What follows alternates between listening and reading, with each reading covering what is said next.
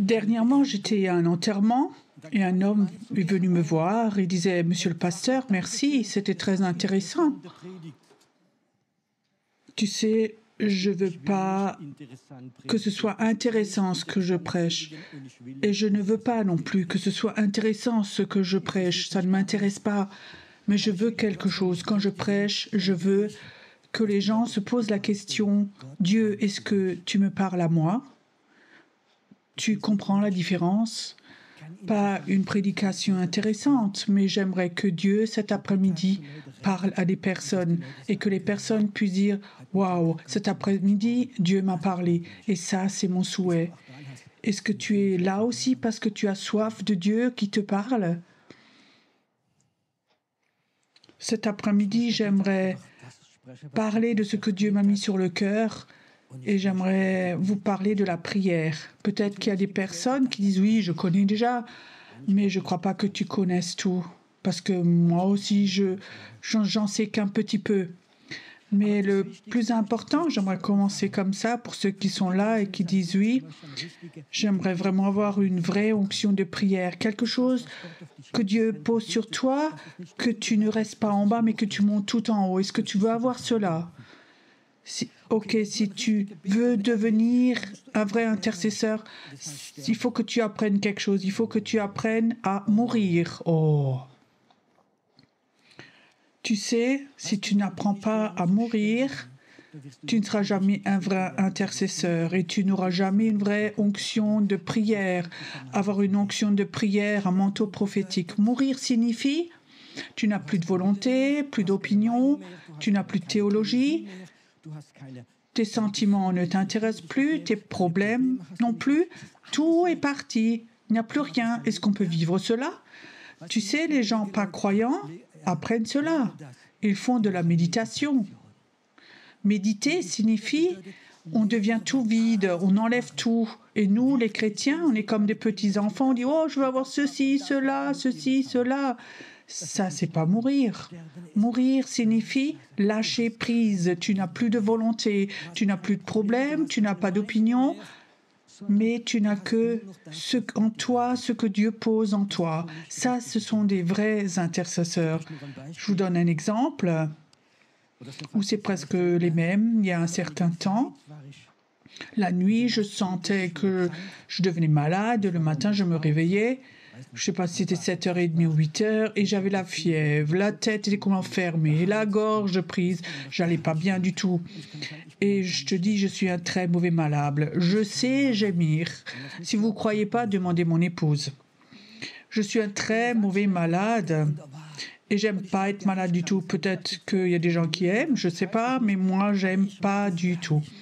Surtout quand tu es gravement malade. Et là, j'étais vraiment bien malade. J'étais couché là et j'attendais que ça passait. Et alors le Seigneur me dit, Pierrot, lève-toi, prends la voiture, va à Mannheim et va à la gare dans le parking souterrain. Vous savez ce que j'ai répondu? Je suis malade, Seigneur, est-ce que tu ne vois pas? Je vais très mal, je suis malade. Est-ce que tu croyais que ça intéressait Dieu? Non, pas du tout. Je lui ai dit, j'ai de la fièvre. Dieu n'a rien répondu. Et alors, après un moment, donc j'y suis allé, pas avec joie, pas dans la foi, contre ma volonté. Tu sais, c'était encore en hiver, il faisait froid dehors. Alors je vais à Mannheim, dans ce garage souterrain, toujours en train de râler. Peut-être que le Seigneur a des boules qui est comme je râle comme ça. Alors j'étais là, assis dans ma voiture, je dis oui, je suis maintenant là, que veux-tu? sors de la voiture. Et j'étais là dans ce garage souterrain. Je sors, je fais 2 pas et je vois dans le coin de ce garage souterrain un démon. Il avait à peu près 2,50 m de haut. C'était comme une boule gonflée. Et dans ses yeux, il avait des yeux rouges. Il avait vraiment de la haine. Je sentais vraiment de la haine. Il était à peu près à 10 mètres de moi. Maintenant, tu imagines un puissant démon, plein de haine, avec une grande autorité. Et toi, de l'autre côté, il y a un pyromalade. Tu comprends? C'est pas tout à fait juste comme combat, là. Si j'étais encore en bonne santé. Et le Seigneur dit, et je dis, Seigneur, qu'est-ce que j'ai à faire? Va, avance, rentre devant, rentre en lui. C'était 20-30 mètres. Et plus je m'avançais vers lui, plus je sentais ce rejet, cette haine. Et j'avançais toujours plus, toujours plus. Et tout d'un coup, comme une explosion, ça a disparu. Et Dieu dit, maintenant tu peux de nouveau rentrer chez toi. Je me suis remis dans ma voiture et j'étais complètement en bonne santé. Plus malade du tout, pas de fièvre, rien du tout. Le Seigneur voudrait parfois nous tester. Si nous sommes prêts à écouter ou à écouter nos sentiments. Il y a 3 semaines, j'étais dans la Suisse française. J'ai été invitée et je sais que c'est un endroit où dans les montagnes, il y a beaucoup de sorcellerie, il y a beaucoup de confrontations. Quand j'ai eu l'invitation, j'ai longtemps hésité, je ne savais pas si j'accepte ou pas. Après, j'ai accepté parce qu'il y avait encore 3 mois. Et le jour d'avant, la nuit d'avant, j'arrivais pas à dormir et il y avait beaucoup de démons qui venaient pour me confronter. Et c'était une nuit terrible et j'étais malade. Et j'étais tellement malade que ma famille m'avait conseillé et m'avait dit « il faut pas que tu y ailles ». Et je savais qu'avec cette puissance de confrontation, Dieu m'a donné une révélation. Là, en haut, il y a des portes de la sorcellerie. Il faut que j'aille là-bas. Mais les circonstances étaient catastrophiques. J'aurais jamais pu conduire seule, donc j'avais quelqu'un qui m'a conduit. J'étais malade. Et j'ai survécu avec de l'aspirine jusque là-bas. Je sors, je vais dans la salle. Et je peux te dire, à la fin du culte, 90% de la maladie était partie, de tous mes symptômes. Et le jour d'après, j'étais de nouveau en bonne santé. Mais je savais, c'était une confrontation. Je savais, là, en haut, il y a des puissants démons qui ne voulaient pas que je monte. Et ils savaient où j'habitais. Et tu sais, dans la vie, il faut qu'on apprenne pas à t'écouter toi, mais à écouter Dieu. Et je savais, il voulait m'avoir là en haut. Et j'étais là en haut. Et ceux qui comprennent le français, vous pouvez regarder sur YouTube la vidéo de la Tanne. Je crois que c'est tellement important. Dieu nous apprend à mourir. Il y a un temps qui est là maintenant où Dieu veut nous apprendre à mourir. Je vais vous raconter des choses de mon cœur maintenant. Il y a différents niveaux de croissance spirituelle et ça n'a rien à voir combien de temps tu es croyant. Quelqu'un peut être croyant depuis 6 mois et spirituellement, il est beaucoup plus grand que toi qui es croyant depuis 30 ans. Ça n'a rien à voir avec combien de temps tu peux être croyant, combien de ministères, combien tu es saint. Est-ce que tu es prêt à te laisser préparer, à te former? Est-ce que tu es prêt à mourir? Il y a, par exemple, en Allemagne, quand tu sors de la maternelle, il y a l'école, c'est là où il y a le CP. Et peut-être que tu te rappelles, le CP, c'est quelque chose de grave. En tant qu'enfant, dans la maternelle, tu peux jouer. Tu as des poupées, des voitures pour les garçons. Et maintenant, tu vas à l'école, au CP. Et là, c'est fini de jouer. Il faut apprendre les maths. Il faut apprendre à écrire, apprendre à rester assis. Vous vous rappelez de tout ça? Apprendre à rester calme, à écouter, à être enseigné. Et ça, c'est le CP. Et j'ai l'impression qu'en Allemagne ou en Europe, il y a beaucoup d'églises qui sont pour les CP. Et ils restent pendant des années, ils restent au CP. On reste assis, tranquille, écouter, rentrer chez soi. Et après 20 ans, tu es toujours encore au CP. Je sais pas, tu peux imaginer, tu as 19 ans maintenant et tu as redoublé toutes les années. Comment tu te sentirais si tu vas à l'école? Il y en a qui ont 6-7 ans et toi, tu as 19 ans. Tu te sentirais pas forcément à l'aise. Et ça, c'est la raison pourquoi, dans beaucoup d'églises, les chrétiens ne se sentent plus à l'aise. Ils ont l'impression qu'ils restent toujours sur des prédications du CP, CE1. Et ils savent Dieu a plus. Dieu veut t'emmener au CE1, CE2. Dieu voudrait que tu fasses un bac dans l'esprit. Dieu voudrait que tu ailles à l'université dans l'esprit, que tu saches tellement de choses dans l'esprit. Mais alors, il faut aussi quelque chose. Il faut que tu aies des enseignants qui peuvent t'enseigner. Si les enseignants du CP ne peuvent pas t'enseigner pour le bac ou l'université, ça ne va pas. Peut-être que les étudiants dans ce niveau sont plus intelligents que les professeurs. Je crois que c'est la circonstance de beaucoup d'églises. On a appris, il faut se convertir, il faut être fidèle, il faut lire la Bible. Il faut chanter avec, aller dans les réunions de prière. Et après, on reçoit un peu de cure d'âme, on se fait caresser. Et après un moment, tu remarques que tu es toujours encore au CP. Est-ce que tu as envie d'aller à un autre niveau? Tu comprends? Et si tu n'as pas envie, alors j'arrête. Est-ce que tu as envie de dire, Seigneur, j'aimerais aller au niveau supérieur, j'aimerais apprendre dans l'esprit à grandir, à avoir de la connaissance.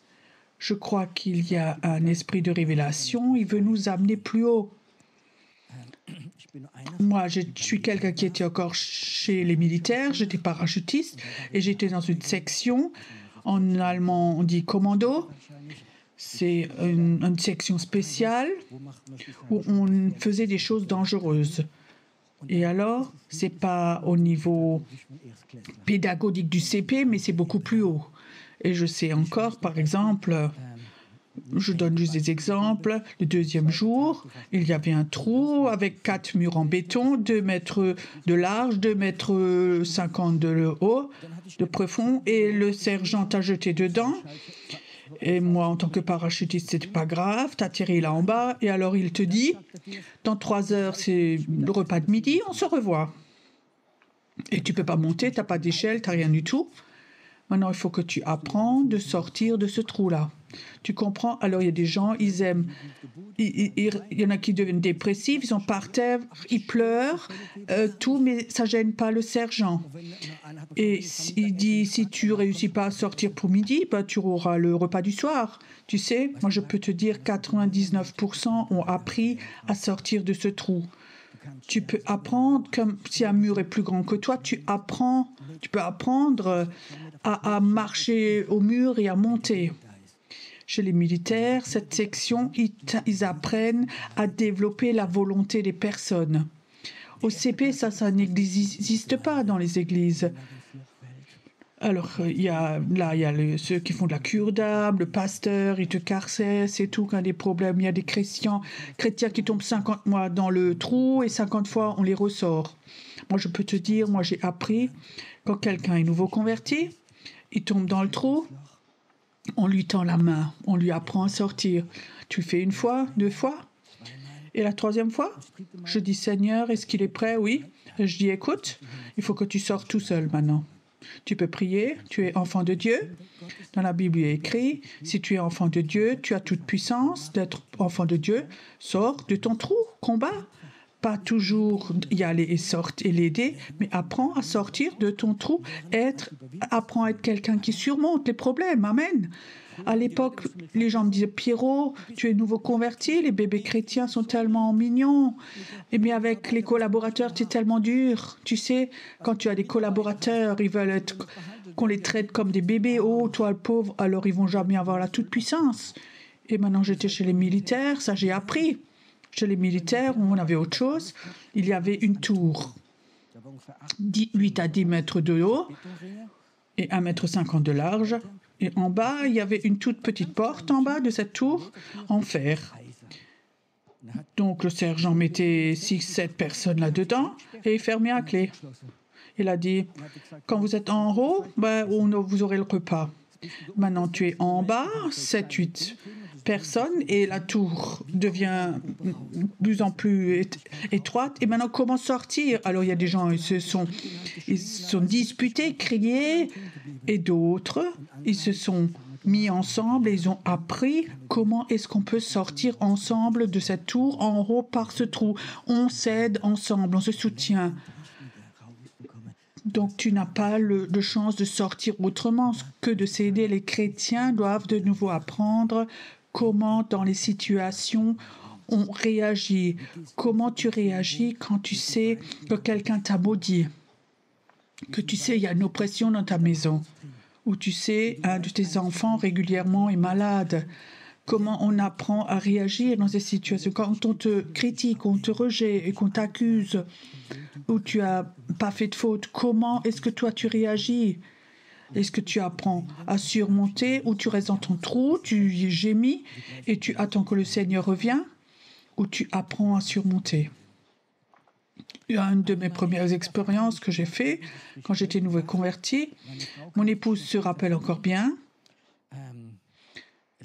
Il y avait un couple qu'on avait appris à connaître dans le chapiteau. Il était conseiller financier, très équilibré, un homme, né de nouveau. C'était une personne très agréable, très honnête. Et sa femme, son épouse, était, comment on dirait, solala. Spirituellement solala, je te l'explique. Cette femme, elle avait une maladie. Et on a dû lui faire tirer toutes les dents parce qu'elle avait des caries. Et alors, j'ai appris à la connaître à cette époque. Elle ne s'achète pas de dentier parce qu'un prédicateur africain lui a promis Dieu va lui faire pousser pour la 3e fois des dents. Et alors, elle vient chez moi pour que je confirme ça. Et alors, je ne peux pas confirmer quelque chose que je n'ai pas en moi. Et je savais que Dieu ne va pas le faire. C'était un souhait de cet homme qu'il avait senti le souhait de cette femme. Alors, elle était fâchée contre moi et plus tard contre Dieu. Et elle disait, je vais dans plus aucune église jusqu'à ce que mes dents repoussent. Et elle est morte sans dents, en fait. Peut-être qu'il y en a au ciel, je ne sais pas. Mais j'ai appris à connaître son époux avant l'enterrement.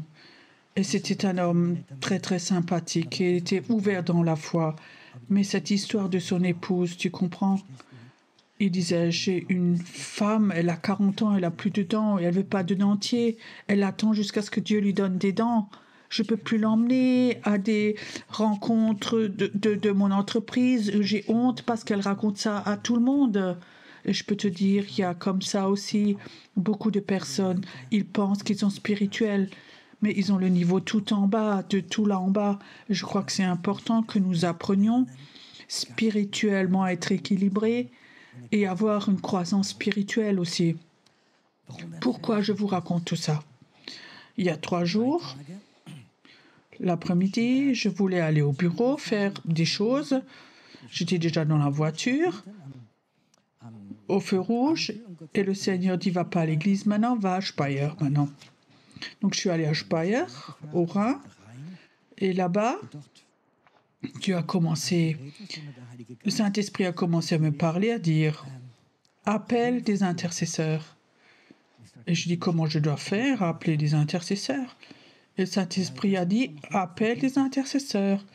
Commence à prier, que le Saint-Esprit se répande et que les intercesseurs soient appelés. J'ai juste prié ça, Seigneur, j'appelle des intercesseurs pour sa ville. Ils doivent se réveiller et venir.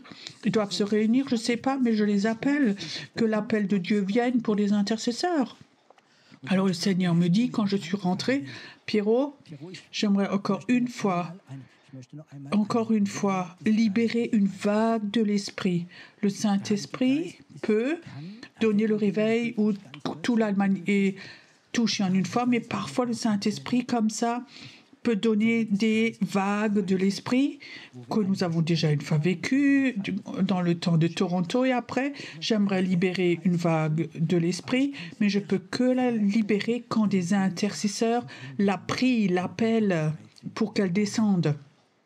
Et je savais qu'une vague va venir, et je vais dire qu'il y en a plusieurs qui vont venir, Je ne sais pas quel espace, quelle distance, mais les intercesseurs vont jouer un rôle très important pour que ces vagues viennent et qu'elles vont rester, qu'il y ait des vraies vagues spirituelles qui viennent. Est-ce que tu as déjà pu imaginer que pendant un culte, qu'il y ait une vague de l'esprit qui vienne et que cette vague dure 2 mois? Moi, je l'ai déjà vécu. Courtement, je l'avais raconté un matin. Un certain temps, on était à Samthausen un soir, on avait une réunion du prière à 8 heures. Je venais toujours à 20h moins 5 et j'ouvrais. Et alors, le dimanche, une vague avait commencé. Le mardi, j'arrivais à la réunion de prière.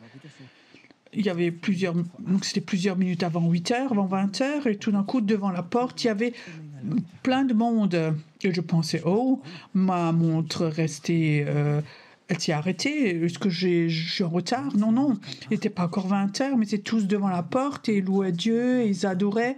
Il y a eu 40-50 personnes qui étaient déjà là avant 20 heures. Quand une vague vient, alors les gens le sentent. Quand un vague de l'esprit vient, les gens le voient. Et j'ai l'impression qu'en ce moment, qu'une vague est en train d'arriver, elle voudrait venir, mais elle ne va pas venir avant qu'il y ait assez d'intercesseurs qui l'appellent et qui vont la recevoir. Tu sais, si le Saint-Esprit vient et le réveil vient, tout le monde va venir. Nous avions une vague il y a plusieurs années. Elle a peut-être duré 2-3 mois. Et c'était une vague où beaucoup de personnes ont reçu des dents en or pendant le culte. Je me rappelle, oui, pour beaucoup de gens, c'est possible. Oui, moi-même, j'en ai plusieurs dans ma bouche. Il y avait simplement des dents en or qui apparaissaient chez les gens. Alors, un cher frère a dit, Pierrot, si tu veux, j'écris un article dans Charisma. C'est la revue chrétienne pour raconter tout ce qui s'est passé. Au moment où je trouvais l'idée bien, et après j'ai dit non, fais pas, sinon tout le monde va venir voir. Alors tout le monde va venir voir, et peut-être qu'on va même piétiner ce que Dieu fait. Et pour moi, c'était important de dire, il faut qu'on ait un groupe de gens prophétiques, les intercesseurs qui appellent cette vague et qu'on l'accueille avec honneur, avec respect. Pas des enfants qui veulent que faire des bêtises, mais des hommes spirituels, hommes et femmes qui savent que c'est une action du Saint-Esprit maintenant qui vient. Tu sais, les personnes prophétiques dans l'intercession qui voient cette vague, quand elle vient, quand eux viennent et le savent et vont agir avec sagesse et vont l'aimer et la respecter, cette vague. Ceux qui suivent simplement, ils ne vont pas faire cela. Ils vont comme des petits-enfants se mouiller et profiter. Mais peut-être que cette vague ne va pas être fortement et qu'elle va repartir s'il n'y a pas assez de gens qui vont la recevoir, la porter. Ma question, est-ce que toi, tu peux prendre un bout de responsabilité dans ton esprit? Est-ce que tu as quelque chose en toi? Il ne s'agit pas d'être béni. Et c'est le fait qu'une vague de l'esprit vient, elle va venir cette vague, et elle va être forte dans la mesure où nous allons l'accueillir, où nous allons l'appeler, et peut-être qu'il y a une deuxième vague qui va venir, une troisième vague, jusqu'à ce que le réveil soit complètement là, complètement à l'Allemagne. Mais ma peur est que beaucoup de réveils, aussi comme dans le passé, elles n'ont jamais duré longtemps. Il y a des choses qui sont passées, il y a des scissions d'église et tout d'un coup, ça s'est arrêté, la vague s'est stoppée. Je sens comme Dieu dit, Pierrot, j'appelle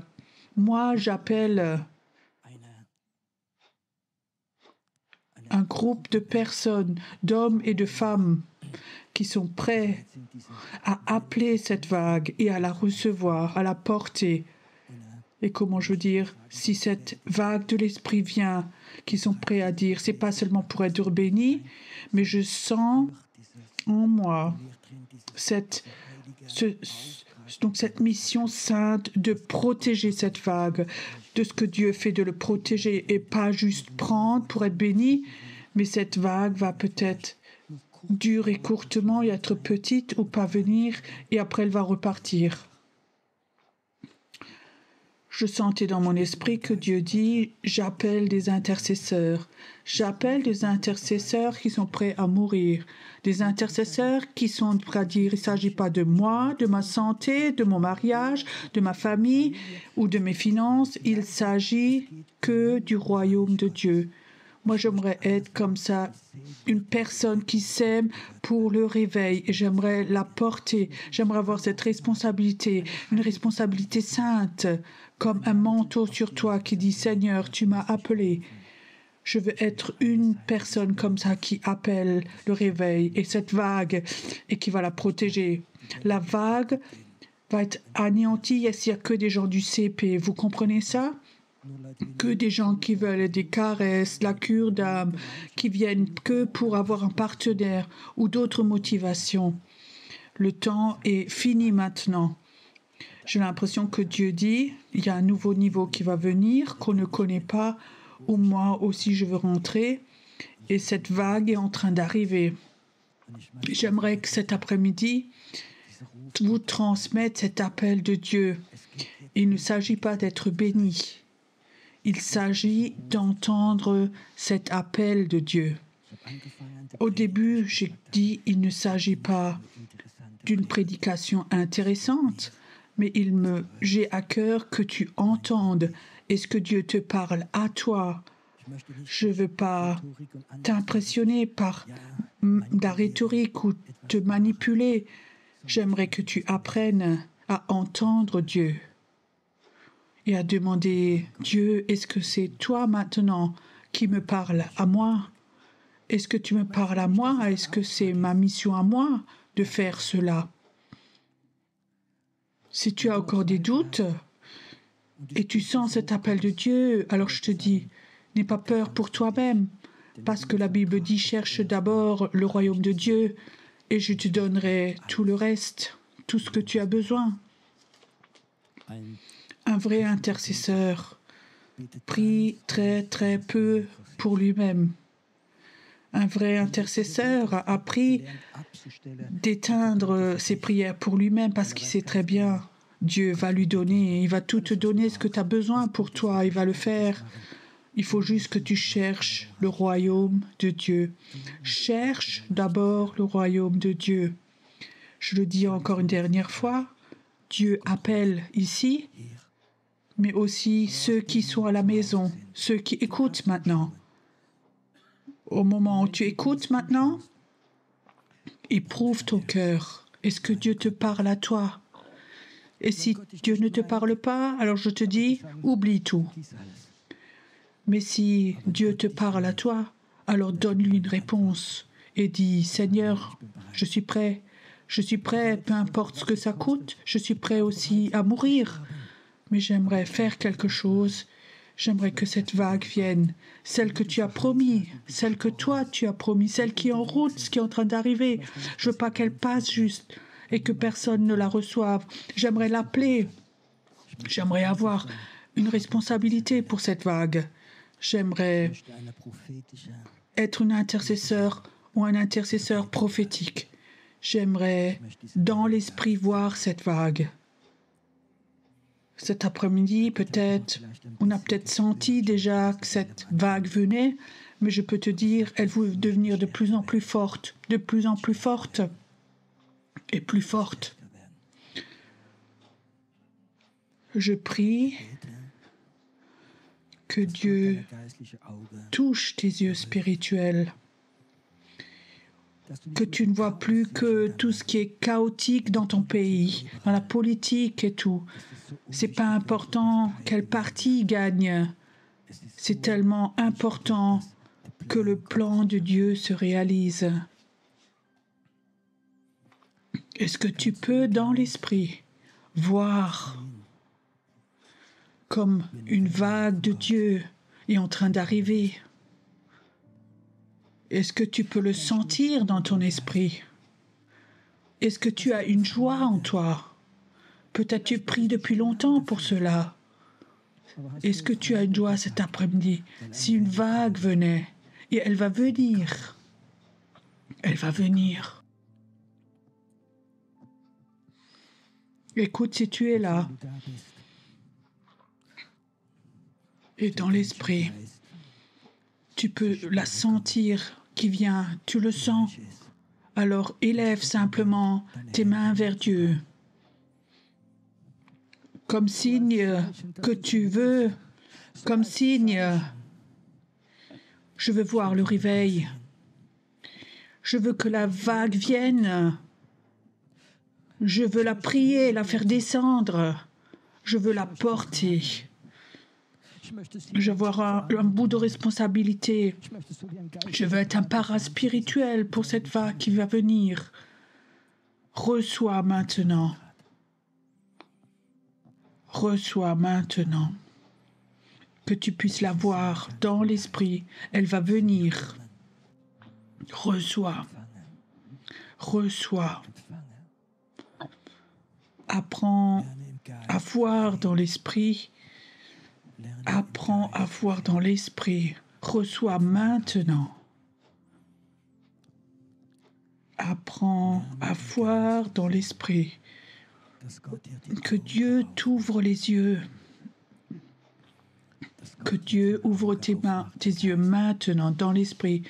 Que tu sais, que tu sais, que tu sais. Une vague est en train d'arriver. Elle est là. Tu ne vas pas seulement maintenant, mais aussi les prochains jours. Tu vas te prendre du temps à dire Seigneur, oui. Oui, Seigneur, je veux la voir. Oui, Seigneur, je veux qu'elle vienne. Dans ma ville, peu importe où tu es, je veux la voir. Je veux la voir. Peut-être que tu as vu assez de nuages sombres au-dessus de l'Allemagne par cette situation qui est là. Et tu sais, tous les incroyants voient en Allemagne tous ces nuages sombres, les soucis. Mais nous voulons la voir, la vague du réveil, elle est là. Il y a quelqu'un qui est là. Ton cœur commence à pleurer. Parfois, c'est un signe du Saint-Esprit. Autorise-le. Ton cœur commence à pleurer. Il pleure de joie. Ton esprit peut parfois avoir des sentiments. Une joie, ça va venir. Ça va venir. Viens, inspire maintenant. C'est là. Tu es venu cet après-midi, dit le Seigneur, pour que je puisse te parler. Cet après-midi, ici ou chez toi à la maison, tu as cette chance que Dieu te parle et qu'il t'appelle.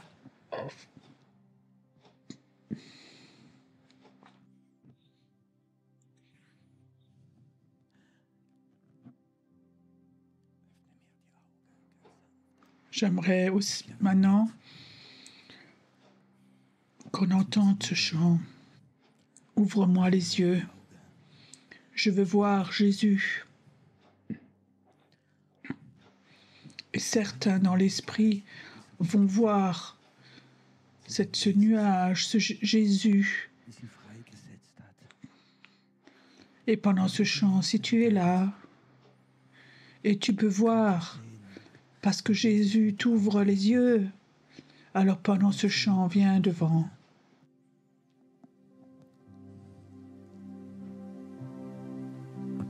Öffne mir die Augen, ich will Jesus sehen, mich ausstrecken zu ihm und sagen, ich liebe dich. Öffne mir die Ohren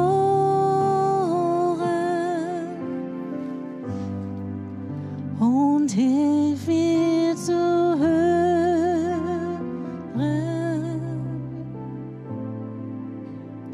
Öffne das Herz mir. Ich will dir gehören.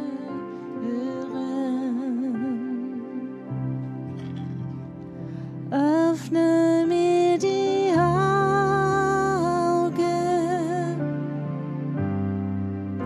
Ich will Jesus sehen, mich ausstrecken zu ihm und sagen, ich liebe dich. Öffne mir die Ohren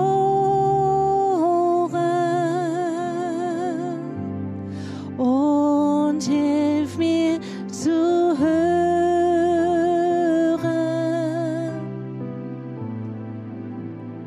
Öffne das Herz mir. Ich will dir gehören.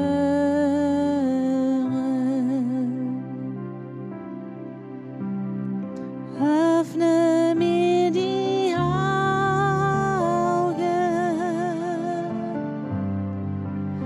Ich will Jesus sehen,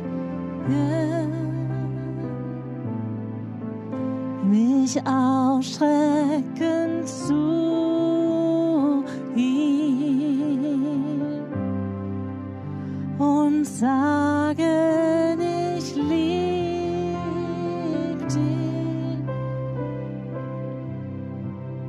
Öffne mir die Ohren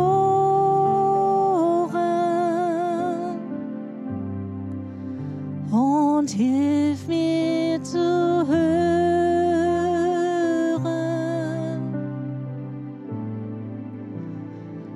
Öffne das Herz mir.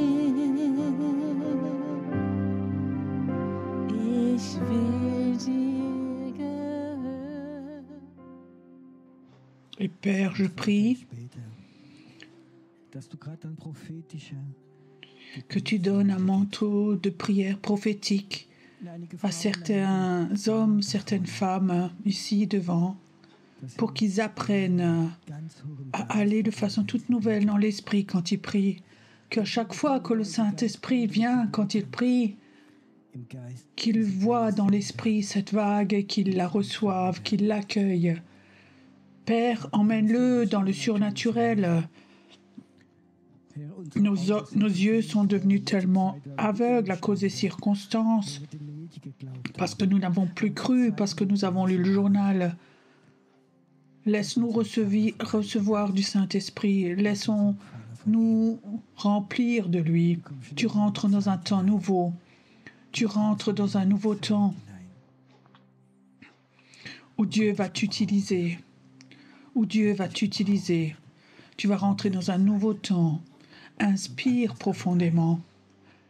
Je vois comme ton manteau d'intercesseur, de prière vient sur toi, qui avait des pensées de mort les derniers temps, où tu ne savais plus comment continuer. Et Dieu dit, je te libère de ces pensées de mort. Et tu vas de nouveau avoir des pensées prophétiques pour ton pays. Au nom de Jésus, restez un moment dans la présence de Dieu. Je crois que Dieu va encore donner des visions prophétiques à certains. Dieu va encore parler aux personnes ici devant. Adorons encore notre Dieu maintenant. Wir versammeln uns zu dir, o großer Gott.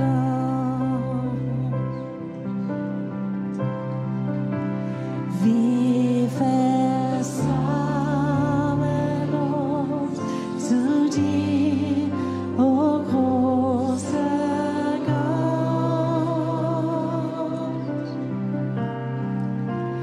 Nur zu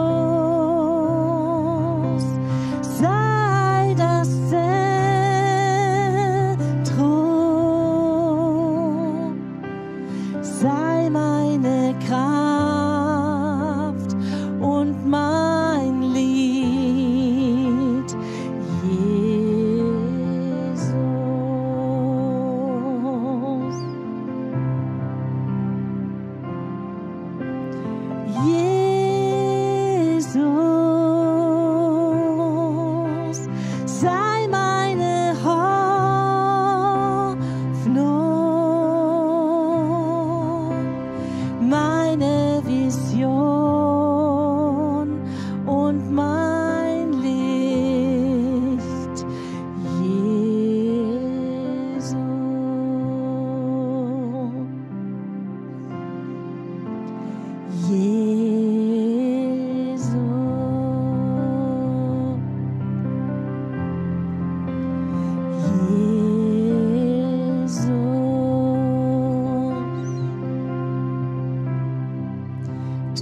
bist das Feuer tief in mir. Du bist der Wind, der mich führt. Du bist das Leben, das Leben. Jesus.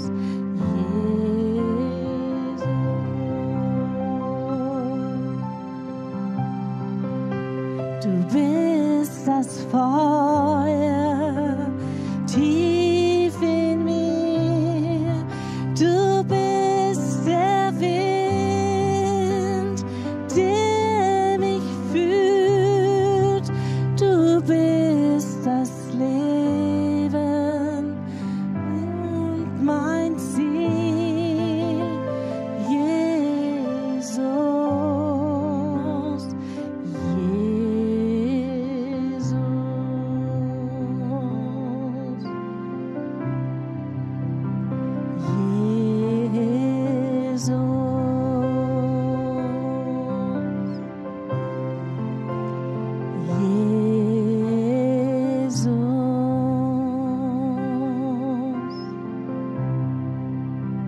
Du bist das Feuer tief in mir.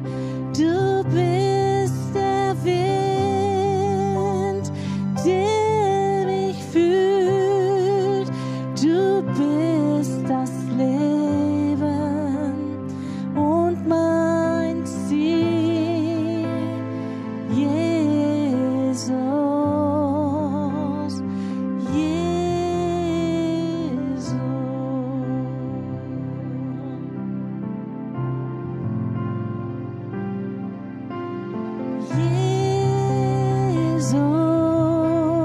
Jesus, sei das Zentrum, sei meine Kraft und mein Lied, Jesus.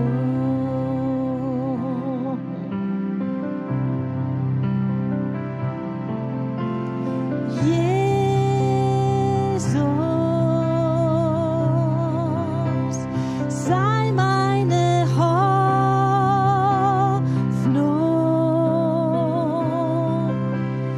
meine Vision und mein Licht, Jesus.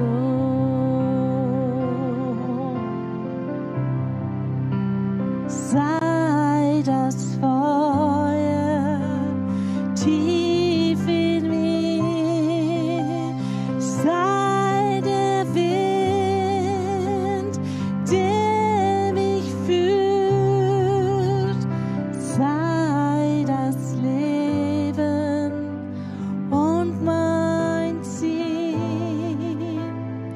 Jesus.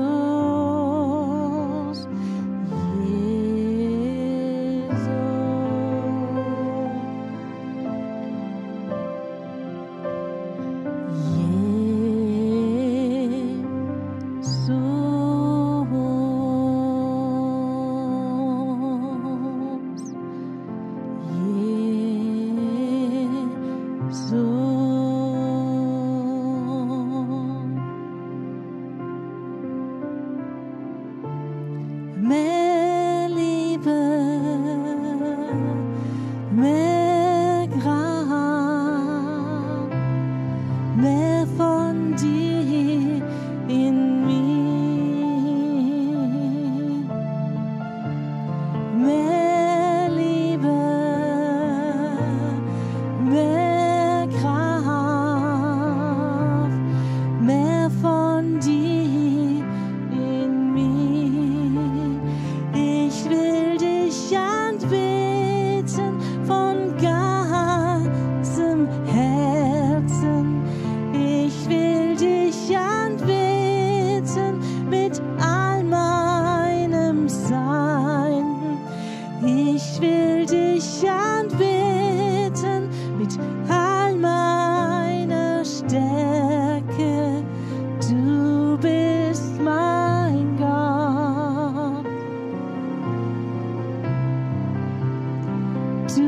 bist mein Gott.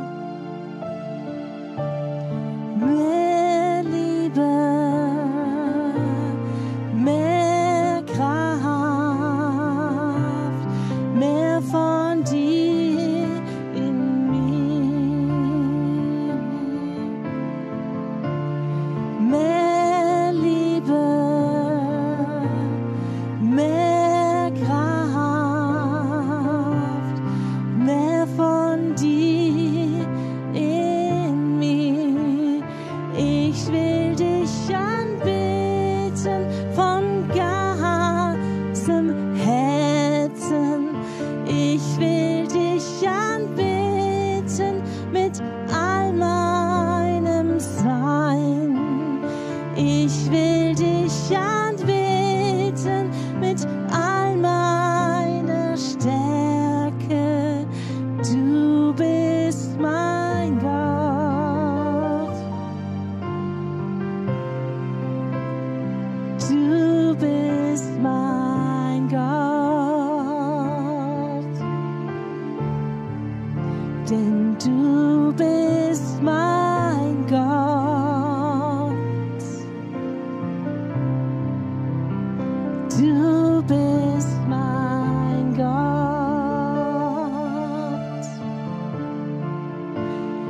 Ich will dich anbeten von ganzem Herzen.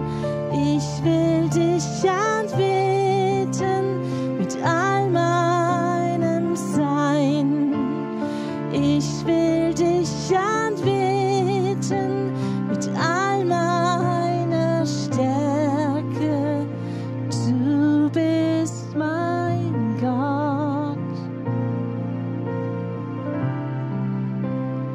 Du bist mein Gott.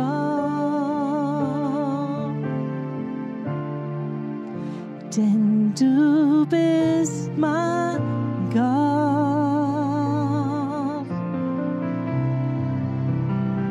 Du bist mein Gott. Denn du bist mein Gott.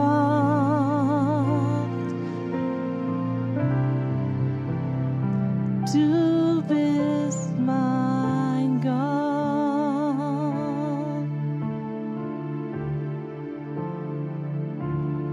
Immer mehr von dir, immer mehr sein wie du, immer mehr deine Worte verstehen, deine Werke tun, o Herr, immer mehr von dir, immer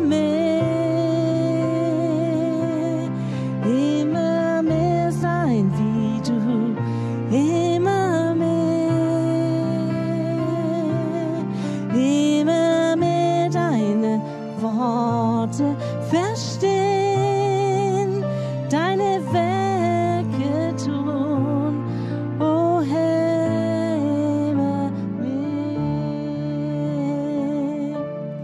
immer mehr von dir, immer mehr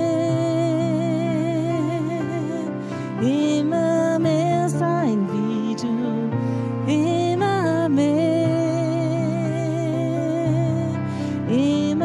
mehr deine Worte verstehen, deine Werke tun, o Herr, immer mehr.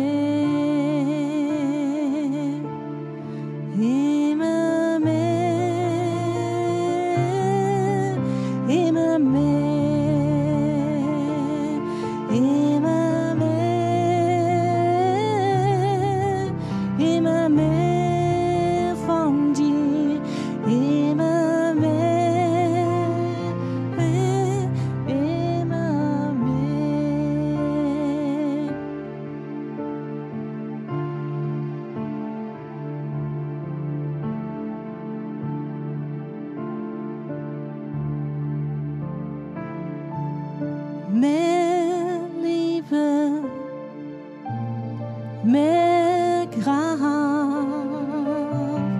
mehr von dir in mir, mehr Liebe, mehr Grab,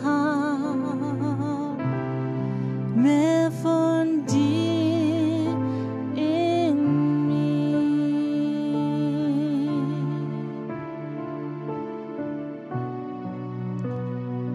Großer, herrlicher Gott, wir kommen nun zu dir.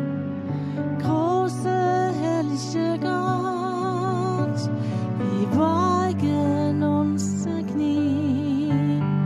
Wir wollen dich erkennen, wie du wirklich bist. Die Breite der Höhe, deiner selbst, du Herr, unser Gott. Großer, herrlicher Gott, wir kommen nun zu dir. Großer, herrlicher Gott, wir beugen unsere Knie. Wir wollen dich erkennen, wie du wirklich bist. Die breite, tiefe Höhe, deiner selbst, o Gott, unser Gott.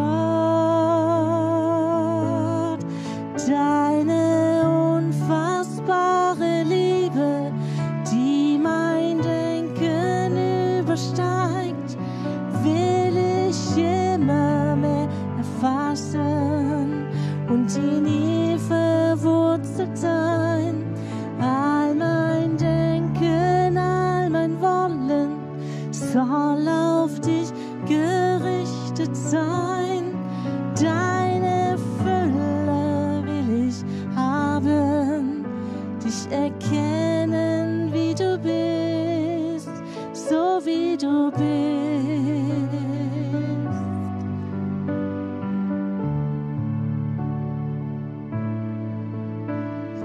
Großer, herrlicher Gott, wir kommen nun zu dir. Großer, herrlicher Gott, wir beugen unsere Knie. Wir wollen dich erkennen, wie du wirklich bist. Die breite, tiefe Höhe, deiner selbst, o Herr, unser Gott. Deine unfassbare Liebe, die mein Denken übersteigt, will ich immer mehr erfassen und in ihr verwurzelt sein. All mein Denken, all mein Wollen soll auf dich gerichtet sein. Deine Fülle will ich haben, dich erkennen, wie du bist, so wie du bist. Erkenne ich dich, so wie du bist.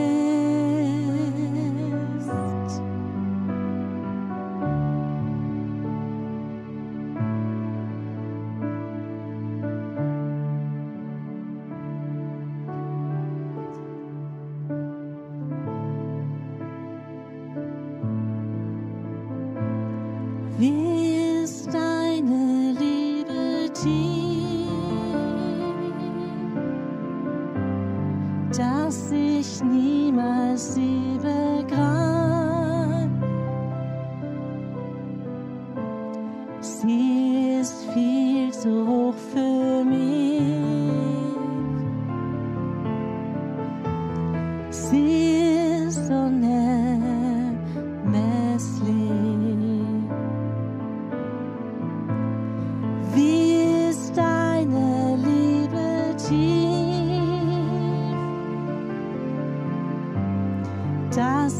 ich niemals sie begreife.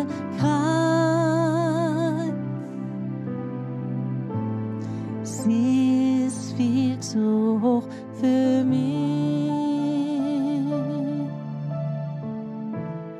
Sie ist unermesslich.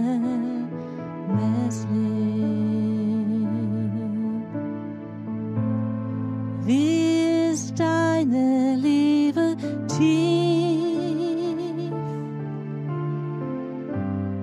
dass ich niemals sie begreife.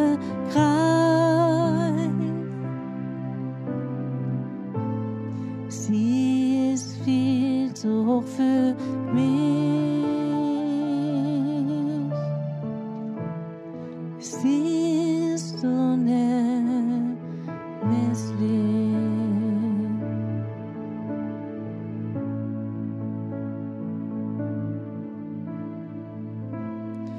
Wie ist deine Liebe tief,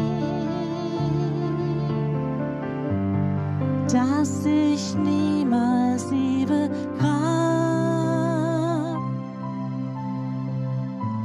Sie ist viel zu hoch für mich.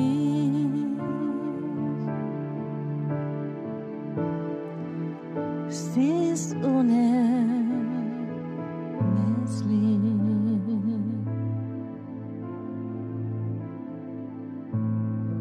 Im Glanz deiner Majestät, auf den Stufen vor deinem Thron, stehen wir in deinem Licht und singen die Lieder.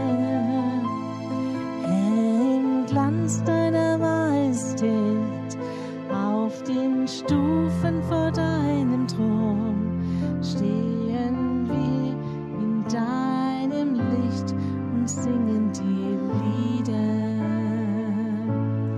Du, o Herr, bist die Quelle des Lebens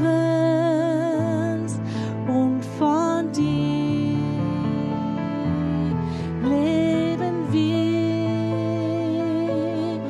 Du, o Herr, bist die Quelle des Lebens und von dir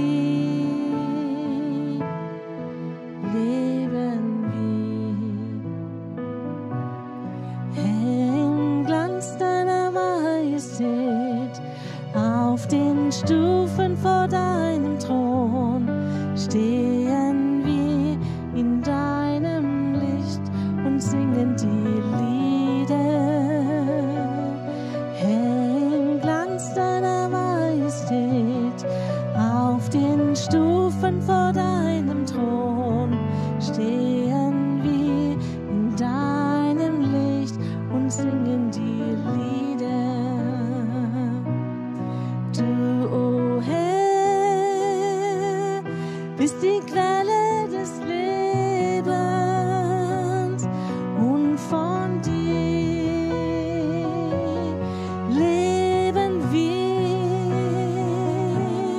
Du, o Herr, bist die Quelle des Lebens und von dir leben wir.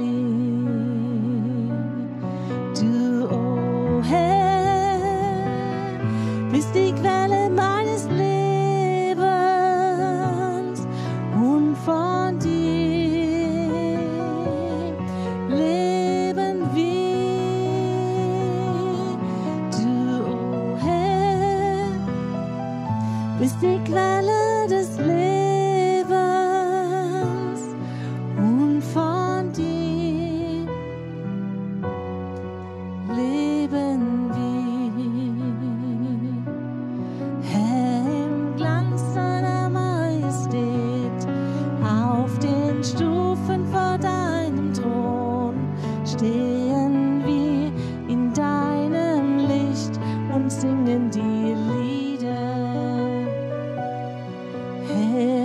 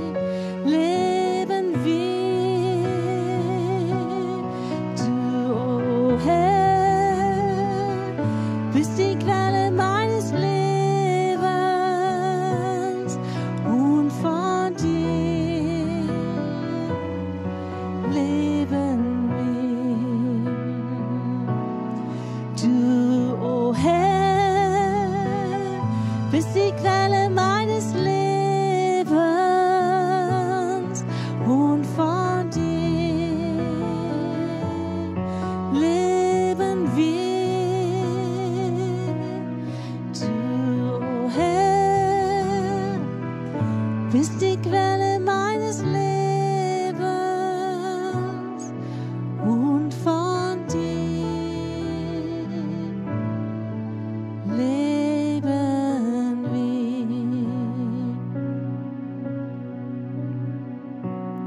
Ja, von dir leben wir.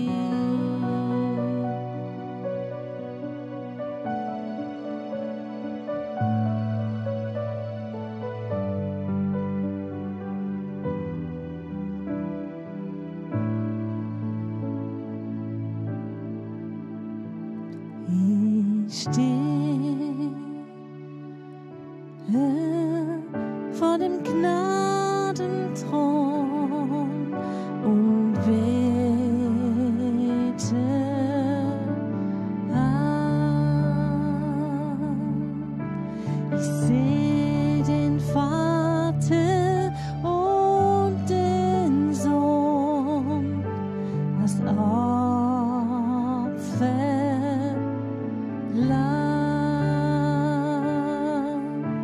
Ich stehe vor dem Gnadenthron und bete an. Ich sehe den Vater und den Sohn, das Opferlamm.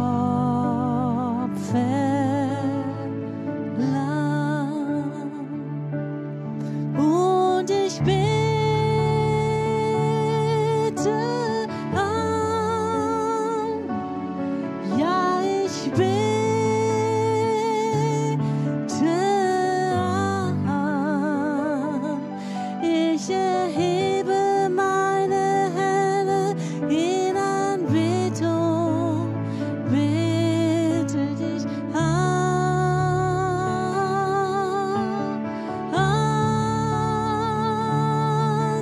Und ich bete an, ja, ich bete an. Ich erhebe meine Hände in Anbetung und bete dich an.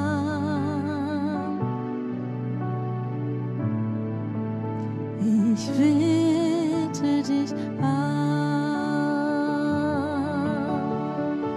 in Geist und Wahrheit. Oh, du hast mir die Tür geöffnet und ich bete dich an vor deinem Gnadenthron. Ich stehe vor dem Gnadenthron und bete an. Ich sehe den Vater und den Sohn, das Opferlamm.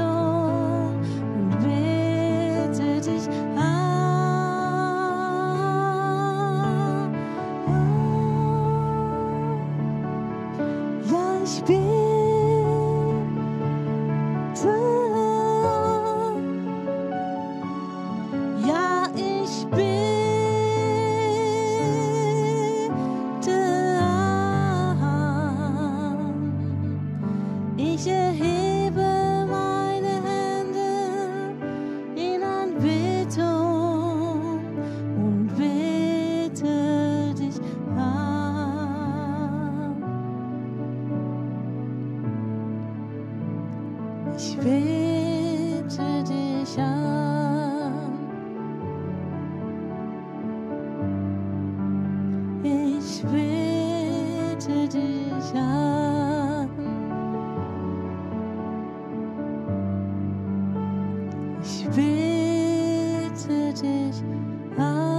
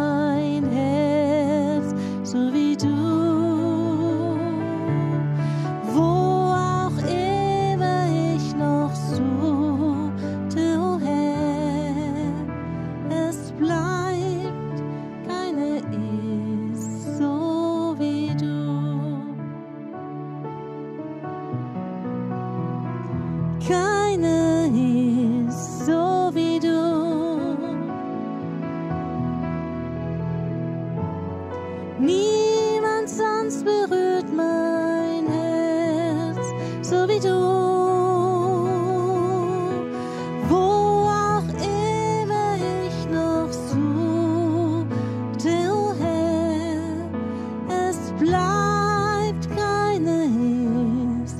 wie du.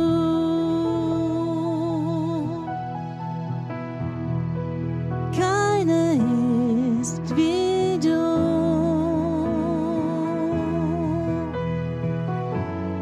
Niemand sonst berührt mein Herz, so wie du. Wo auch immer ich noch suchte, o Herr, es bleibt, keiner ist wie du.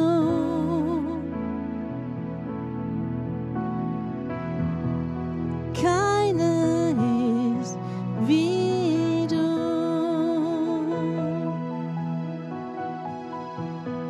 There is none like you.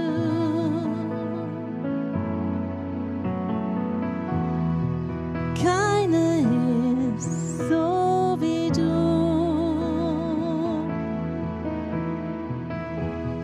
Nul n'est comme toi.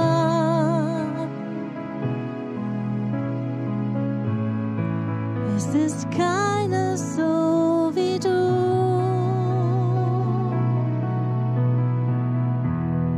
Keiner ist wie du.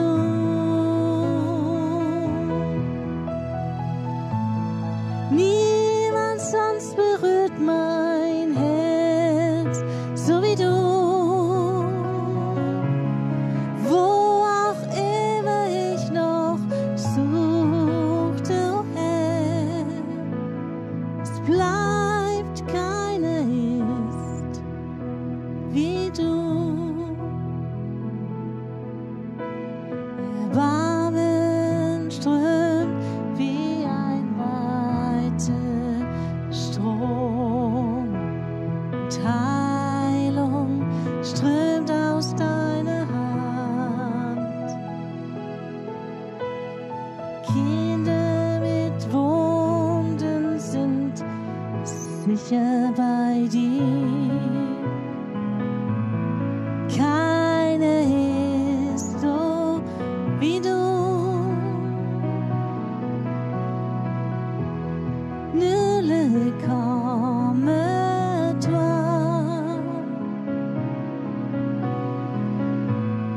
Nul n'est comme toi, mon Dieu, comme toi. Je pourrais chercher éternellement autant. Nul n'est comme toi.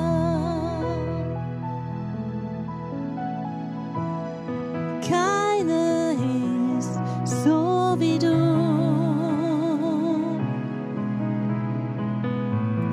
Niemand anders gebührt die Ehre, so wie du.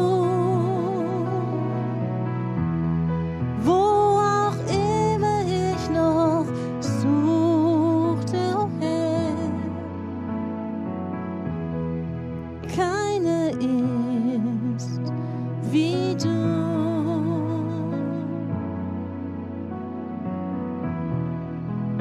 Keiner ist so wie du.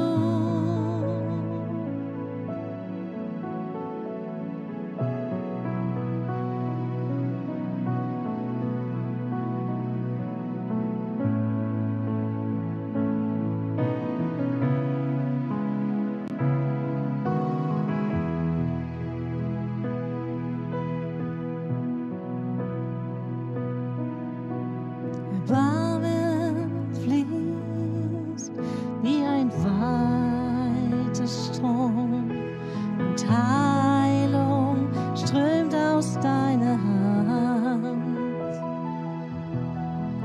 Kinder mit Wunden sind sicher bei dir. Keiner ist wie du.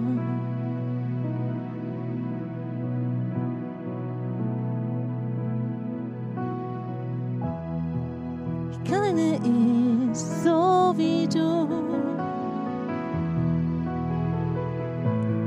Niemand sonst berührt mein Herz, so wie du.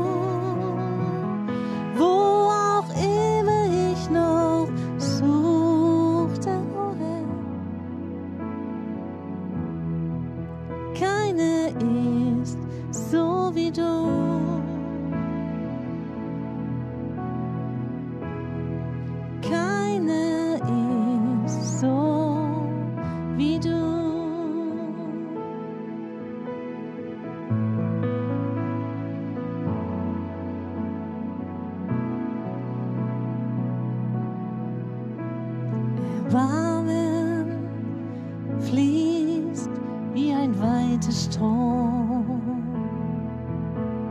Und Heilung strömt aus deiner Hand.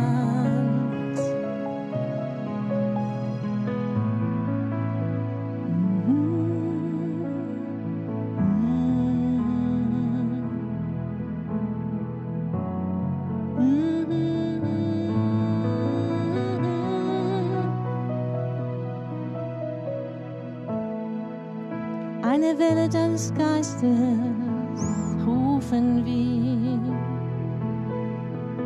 und sie wird kommen über dieses Land. Strecke dich aus und sei bereit dafür. Keiner ist so wie Jesus. Niemand sonst berührt mein Herz so wie er.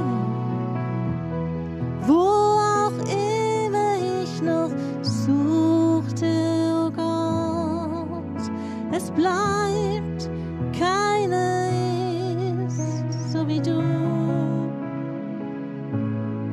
Es bleibt, keiner ist so wie du.